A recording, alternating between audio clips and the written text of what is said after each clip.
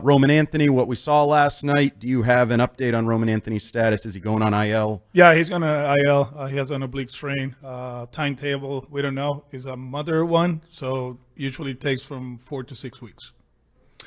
Just the impact, him not being in your lineup. Clearly, when he was brought up, he had a major impact, especially in that leadoff.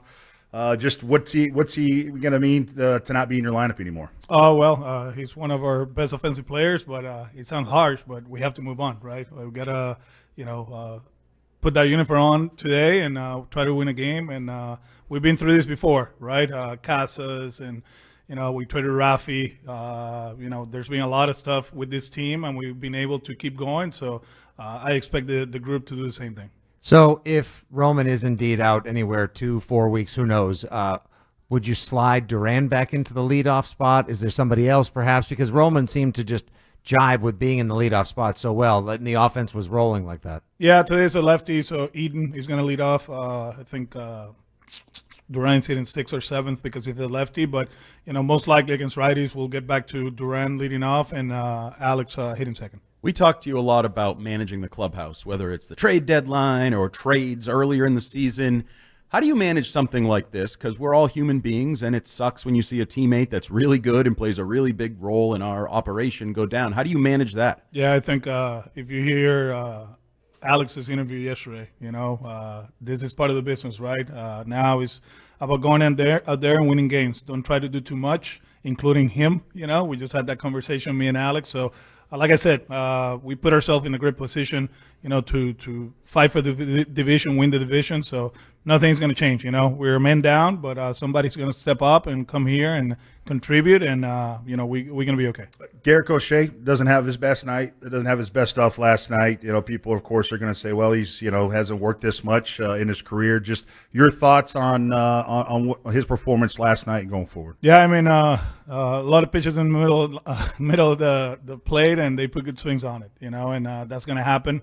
It happens to Skubal, it happens to him, and it happens to DeGrom. They're human. The cool thing about it is yesterday, he's been picking us up the whole season. We pick him up yesterday, and now he'll be ready. I think his next one is in Sacramento, if I'm not mistaken. But he's healthy. The stuff was good. He just made 4 mistakes, and they took advantage of it. We have a team in Sacramento. I know. But the ERA splits between when he pitches on 4 days rest versus 5 days rest seem semi-significant at this point. And as you're heading towards the postseason, I know nothing is given yet; it's got to be earned. Any further consideration to maybe seeing if you can find some extra rest for him along the way? I think the next one he gets an extra day, and then I don't know schedule-wise if we get like 3 more off days, but we'll stay the course like we've been doing the whole season. Red Sox manager Alex Cora joining us here at Fenway Park and WEEI Afternoons. Let's go in a positive direction. We were here Friday in the studio. There was a buzz for Payton Tolley's debut, and then he not only lived up to the buzz, maybe surpassed. He was better than even I expected. What'd you see from him? And I know a lot of you had said you didn't think the moment would be too big for him. It certainly wasn't. Man, he showed up at the ballpark like around 1:30, and was he sweaty then? Because he was sweaty on the mound. No. But in the clubhouse. I got a message from Chad Tracy, our AAA manager. Like, this is a guy that, I played with Kevin Brown. Remember Kevin Brown? Yep. So Kevin Brown, 4 days he was a great teammate. The 5th day he was, he wasn't great. You needed to stay away from him, don't talk to him, locked in. That's the total opposite of Tolle. He's a great guy, great sense of humor. He was very relaxed through the day, and. At one point, we were talking about a rain delay. It didn't happen, He came to the office like, hey, are we on time? I'm like, yeah, let's go. And he went out there like a 6:10 to just take a look at everything. One of the things I tell these kids, embrace this. Like there's only one MLB debut, right? And you have to take advantage of it and just enjoy it. And he did, man. Like that first inning was electric. I think the fans understood how important it was. Not only for him, but for the organization, what this kid represents. And, the stuff was great. Obviously, we got to be careful, with the pitch count. I think the next one will be in the range of 85 to 90.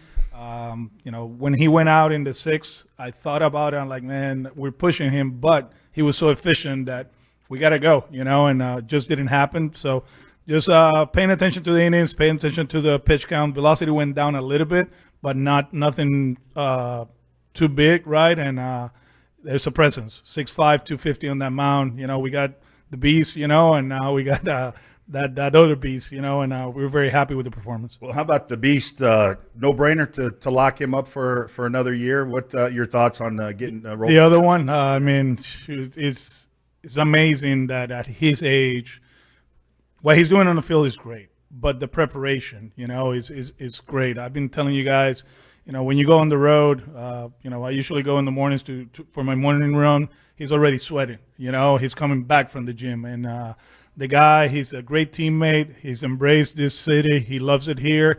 And, credit to front office, man. You don't do that very often, I mean, he's having a historic season. Usually they'll wait, test the free agent market and see what happens, and put pressure on us, to make something happen in the winter. But he was very vocal about it, and I'm glad that we got it done.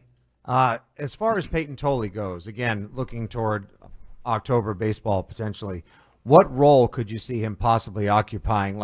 Because when that happened at that moment, you take him out, I think at 80 or 81 pitches, I was thinking, Weissert comes in, has a tough inning, a winnable game gets away. But I was thinking at the time, you know what? It's a 2-0 game in October. That's not Weissert that guy. You're starting to smile there, right there. That's not Weissert that comes in. That's Payton Tolley that comes in potentially.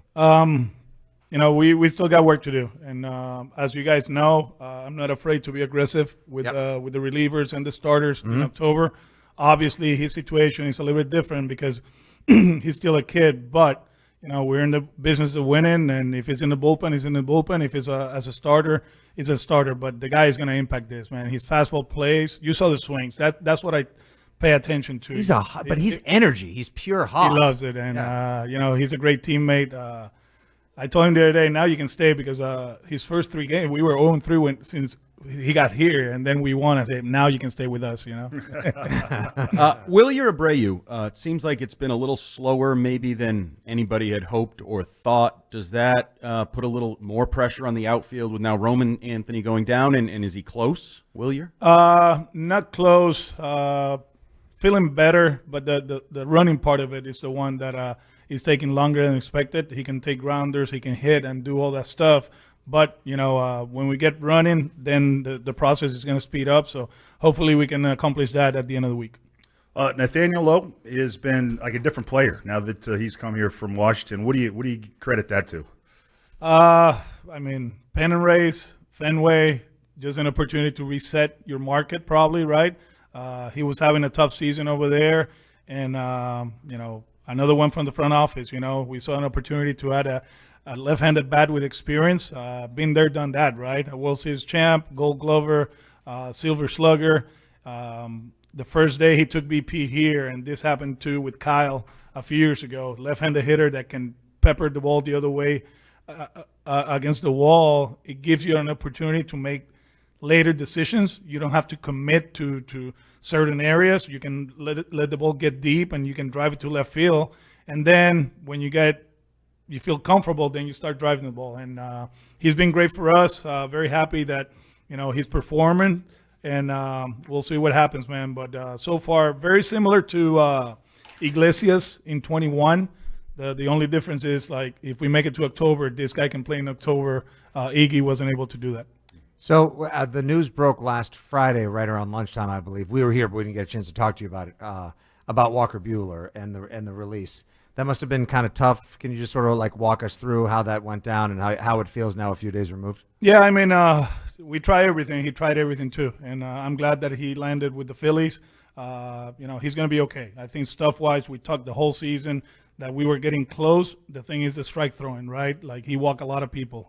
If you look back, there was an outing in Houston. He went 6 innings. They scored 4. We had 2 outs. We walked Caratini, and then Diaz hit a homer. If he doesn't walk Caratini and gets him out, it's 6 innings, 2 runs, and gaining confidence, right? Because he was coming from the San Diego one. He goes to Houston, pitches well, and I bet, from there he was going to take off, but it didn't happen. Put him in the bullpen. Jazz hit a homer on a pitch down in the zone, similar to the pitch he hit out early in the season. and then we have to make decisions, and he's a pro. He's a guy that I really respect, very, very smart kid, and I believe he's going to help the Phillies, win a lot of games over there. We've had some, even going back to last week, yesterday, some, I guess, erroneous reports, false reports with Kyle Harrison, where we were kind of led to believe he might be starting games. What's going on with him? What's going on with these reports? What's that all about? Yeah, I mean, people coming to conclusions, as far as like roster and all that. We're in good shape today, so we're going in a bullpen day, and then we have an off day tomorrow, and then we'll reassess the situation of our roster for Friday. But we feel like today we can go to Bernie. We got Matsy for 2, a lot of left-hander hitters in that lineup, so we'll mix and match, knowing that May it can go 3 innings today, and that's good for us. We're gonna use May in the bullpen today, and then he'll be back in the rotation next week, and we'll go from there. Is Harrison healthy? Is he an option on the horizon?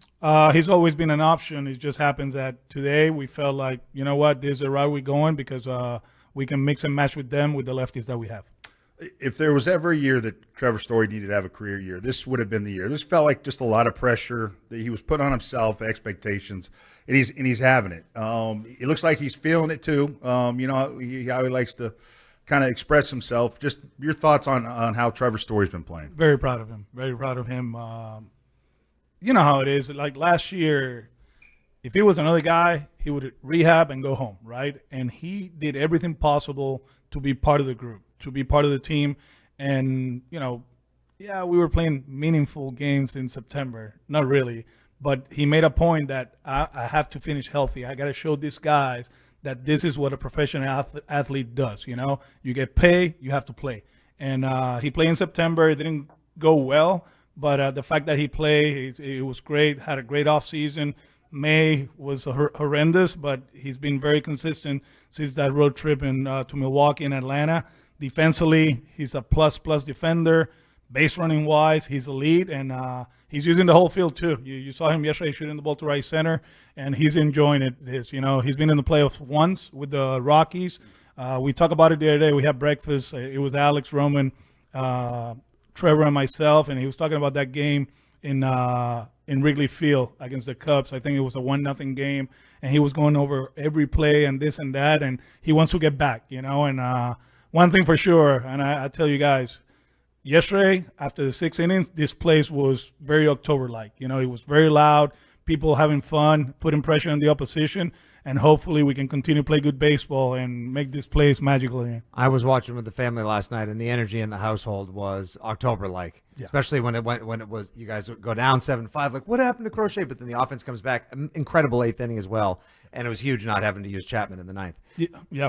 I mean, whenever we don't have to use him and we're winning games, that's good for us. Yeah, absolutely. But as far as that energy goes, when there is an injury, like, even though he's a rookie, certainly going to play like one, who are you going to look to, or who are you going to lean on to make sure at no point do people get down on the team or like, oh, if only Roman were here? Like, make sure that energy stays up where you've had that pitch for a while. Yeah, I mean, it started with the interview, right? I was very honest. It sounds harsh, like I said, but next, we have to move on. We have to be ready. The guys in the clubhouse, they know that. You look at that green monster, you see the standings. That's plenty of motivation to keep going, and we will. Will Fleming, our buddy, mentioned something on the broadcast yesterday about you guys did some extra bunting recently. And yesterday. And early in the year we were talking a lot about fundamentals and young players and player development and all those things. And the more you win, the less we talk about those things. It's funny how that works. But the extra bunting, is that with an eye on situational playoff baseball? What was that all about? No, it's an eye on September. And as an industry, not too many teams work on bunting, and then all of a sudden in September, there's a man on first and second in the 8th, and you want Connor Wong to get it down, but we don't practice it. And I told Ramon Vasquez, our bench coach, I say, hey, man, we're asking these guys to do something that we don't practice. We usually don't practice. We have to do it. We have to do it. And yesterday there were 6 or 7 guys that we recognize that maybe we will ask them to do it. It's the 3 catchers, Jaron against lefties, Sudan, who else was up there? There was one more guy, and it's not that we're gonna start playing small ball, but when we need it, we're gonna do it. We won a game early in the month, against Houston. We put pressure on Framber. We bunted, we ran, we did a lot of good things fundamentally. So, we just got to be better at that, and I take the blame for that. We haven't practiced, and now we will. Sinan, you look at the night last night. What do you have? 2 hits, 4 RBIs, and a home run, and he plays center. He plays second. Is he the ultimate kind of Swiss Army knife for you? He is, and I'm glad that he was able to smile yesterday. It's been a while. He's been struggling, but that was a huge swing yesterday, that homer. They scored 7 of our big guy, and he comes back, gets a hanging slider, hits it out of the ballpark, and the energy came back. So very, very proud of him. I still believe, with time, the struggles in August, and hopefully he doesn't struggle in September, but physically he's going to be a lot stronger in the upcoming years. I'm not saying he's gaining 30 pounds in the offseason, but he's still playing at 165. It's very hard to play 162 in that weight, and he keeps trying, and he eats, and he doesn't gain it. And I feel sometimes, the season wears on him. But like I told him the other day, man, it's September. We're right there. Don't think about anything else. Just win games. And yesterday he did an amazing job. I won't walk into the whole, we're going to trump you up for manager of the year, given everything that you've gone through this year. Oh, Jose Espada. Although I know when we asked you earlier this season what grade you'd give yourself, you jokingly said, I always give myself an A, bro, which was one of our favorite lines. But is there any consideration maybe to Christian Campbell rejoining the team at any point? I think everybody's in play, and obviously guys that are in the organization, they can, if they get here, they can play in the playoffs. He's doing a better job offensively, controlling the strike zone. It's still a few things that we want to see for him to keep getting better. Like we told him, you can hit 500 and probably you won't get back because you're not doing certain things, or you can be hitting 180 and you're doing the things that, we feel like it's making you a better player, you might be back. So there's no rush. He's doing a better job. He's playing the outfield a lot, so we'll see what happens. Before we let you go, you had one of those fun Fenway moments the other day, the Trevor Story home run replay, pesky pole, Mike Brenly, I guess a replay of one of your home runs. Like, that was kind of a crazy situation all the way around, right? Yeah, so the night before, they usually show highlights of the pass in the 3rd or 4th inning. And it was my only homer at Fenway. It was against Doug Holliday. And it was a fly ball to right field.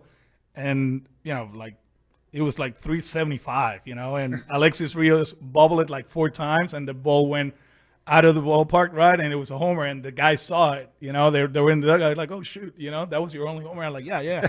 And then that happened, and Trey was like, just like yours. But we're having fun, man. We're having a blast.